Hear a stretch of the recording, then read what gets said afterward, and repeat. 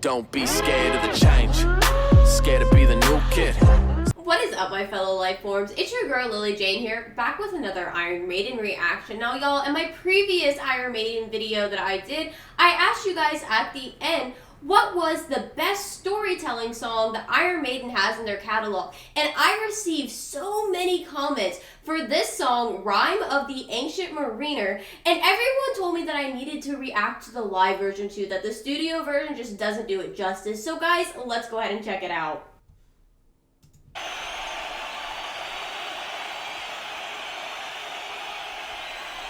As you might know, we've got a new album wandering around at the moment. The album is called Power Slave, all right?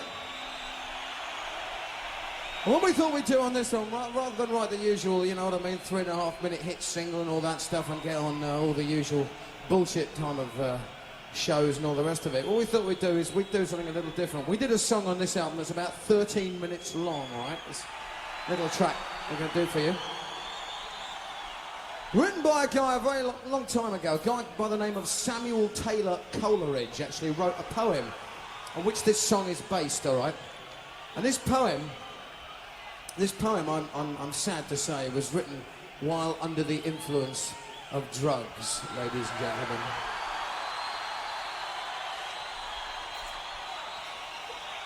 Now, we're not talking here the kind of drugs that I normally take, which is maybe the odd cup of tea or something like that, you know, before a concert or something. We're talking serious drugs. Ladies and gentlemen, we're talking about marijuana, ladies and gentlemen. I find that a little too funny. When I was reading the comments on my last video, a bunch of you guys said I should react to this song simply because the guy was stoned when he wrote it, and if you didn't know, I am always baked as a cake when I do these reactions, so this is right up my alley, guys. Before a concert or something. We're talking serious drugs. Ladies and gentlemen, we're talking about marijuana, ladies and gentlemen.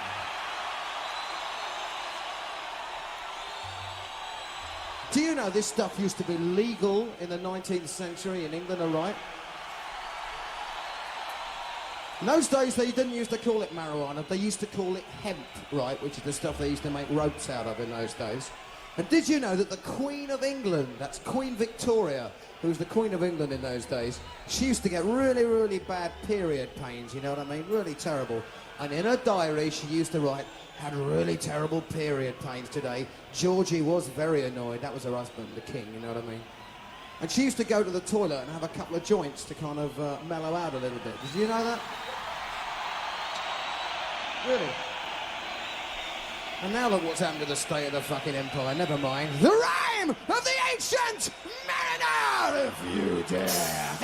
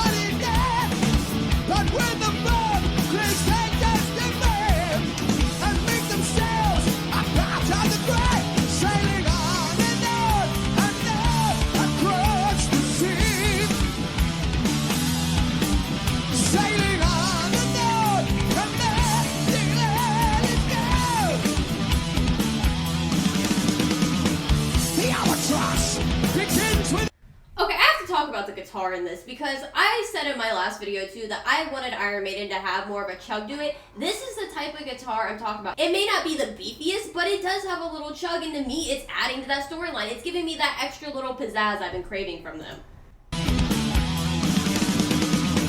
The albatross begins with its vengeance until the thirst has begun. It's dripping blood like luck and the air. I'll cut his neck, I'll check with his head, and the girls go on and and see. And the girls go on and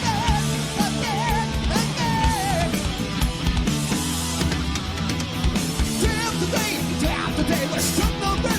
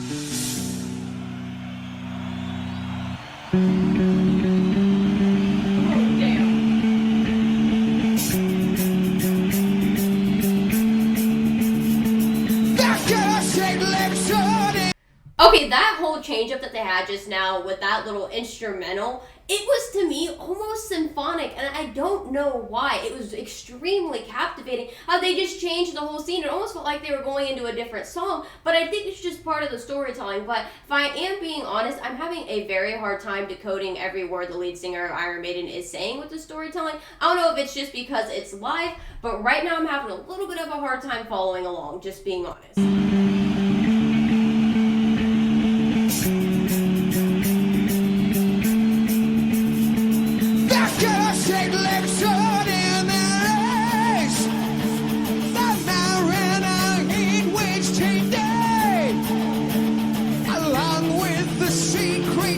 But they lived on, so did he. And by the light of the moon, he prays for their beauty and doom. With heart he blesses them, God's creatures are their tune. Then the spell starts to break.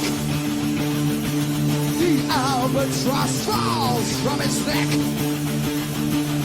sinks down like lead into the sea, then down and falls, and the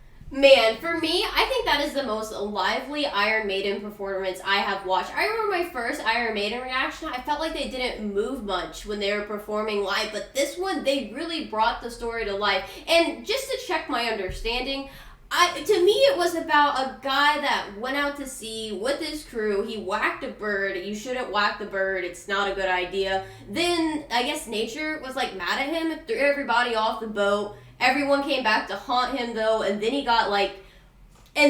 got forgiven for the sin of hurting the bird, and for that reason, God spared him. So then he said to go preach God's word because you learned your lesson and I spared you, and don't be guilty anymore. That's what I got from that story, trying to piece together as much as I could, because like I said, there's just a lot of parts, I don't know why, my brain just couldn't understand what was being said, but that's the gist of it, I think. But guys, let me know down below if I'm on track, because that's just what it seemed like. So guys, let me know in the comments, what is the hands down best live Iron Maiden performance? Let me know down below, and maybe I'll check out that video next, but in the meantime, check out another one of my Iron Maiden reactions. It should be popping up any moment now. Thank you again for watching, y'all, and have a great day, guys.